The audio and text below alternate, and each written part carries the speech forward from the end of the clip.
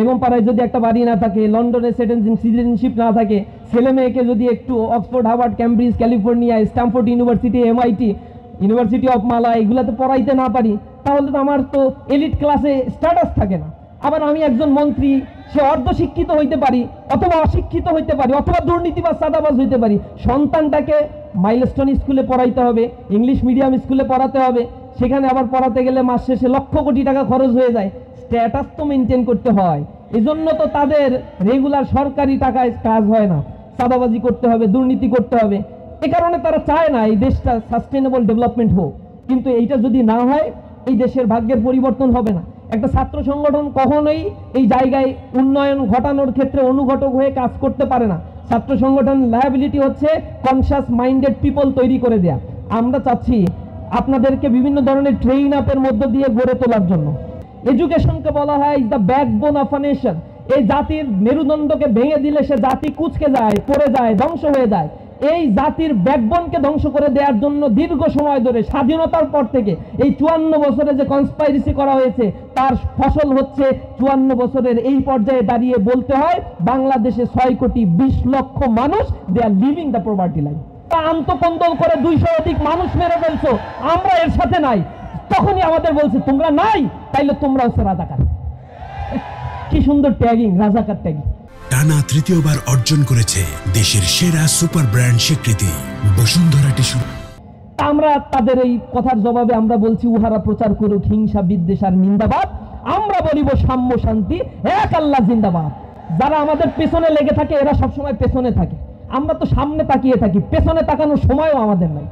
ছাত্র সমাজ এখন ওই আগুন জ্বালা পোড়ার রাজনীতি এখন আর পছন্দ করে না। যারা আগুন জ্বালাতে চায় তাদেরকে বাংলাদেশ থেকে তারা বিদায় করে দিতে চায়। বামদের রাজনীতি ক্ষয়িষ্ণু, ধ্বংসপ্রাপ্ত, শেষ হয়ে গেছে। তার মব ক্রিয়েশনের রাজনীতি বাংলাদেশে আর চলবে না। আগামীর বাংলাদেশে এই দেশ পরিচালনায় যদি করাপশন ফ্রি মানুষেরা যায়, তাহলে আলটিমেটলি জাতি উপকৃত হবে, সোসাইটি উপকৃত হবে। সেজন্য আমরা ফ্রি ফেয়ার ইলেকশন চাই। আমরা মানুষের সামনে সঠিক নেতৃত্ব বাছাইয়ের জন্য, কল্যাণকামী নেতৃত্ব তারা যাতে বাছাই করতে পারে, এই জন্য কাউন্সিলিং এ নেমেছি। জামাত ইসলামী এটা কমিটমেন্ট দিছে। তারা বলছে যদি আমরা ক্ষমতায় যেতে পারি, কর্মসংস্থান 1 বছরে কোটির উপরে সৃষ্টি করা সম্ভব শুধু বিদেশি কর্মসংস্থান দিয়ে। লেবার এমপ্লয়মেন্ট ক্রিয়েট করব, তাদেরকে স্কিল করব, আর ফেয়ারলি সরকারের মন্ত্রণালয়গুলোতে কোনো দুর্নীতি হবে না। জামাত ইসলামকে এমনি সবাই একটু ভয় পায় যে ওরা আসলে সবাই দুর্নীতি বন্ধ হয়ে যাবে, এই জন্য সচিবালয় এখন গাছাড়া বাঁধা শুরু করছে। এদের কোনোভাবেই যাইতে দেওয়া যাবে না। সব মিডিয়াগুলোতে ইনভেস্ট করা শুরু করছে, এদের বিরুদ্ধে অপপ্রচার চালাইতে থাকো। এরা গেলে কপালে খারাপই আছে। জামাতের এখানে অনেকে আছে, এমপি হয়ে যাবে ইনশাআল্লাহ। তাদের কাছে বলবো যে ক্ষমতায় যদি যান, তাহলে বিদেশে যারা যাবে তাদের বিনামূল্যে বিদেশে যাওয়ার ব্যবস্থা করতে হবে। শুধু বিনামূল্যে ব্যবস্থা করলে হবে না, এখানে সরকারের থোক বরাদ্দ কোটি কোটি টাকা দিতে হবে, কারণ এরা রেমিটেন্স পাঠায় আবার আপনার অর্থনীতিকে তারা চালু করে দিবে। যদি এই একটা কাজ করতে পারেন, বাংলাদেশের যুবকরা ট্রেনিং নেওয়ার জন্য, শিক্ষার জন্য ক্লাসরুমে ক্লাস করতে বাধ্য হবে, স্কিল ডেভেলপমেন্টের জন্য সেন্টারগুলোতে যাবে, হুমড়ি খেয়ে পড়বে স্কিল ডেভেলপমেন্টের জন্য। আমাদের অন্য কিছু করার দরকার হয়। আপনি স্বাবলম্বী হলে আপনার পরিবারকে আপনি চালাতে পারবেন। এই উত্তরবঙ্গ দীর্ঘ সময় ধরে এটাকে ধ্বংস করছে ভারতীয় আধিপত্যবাদরা।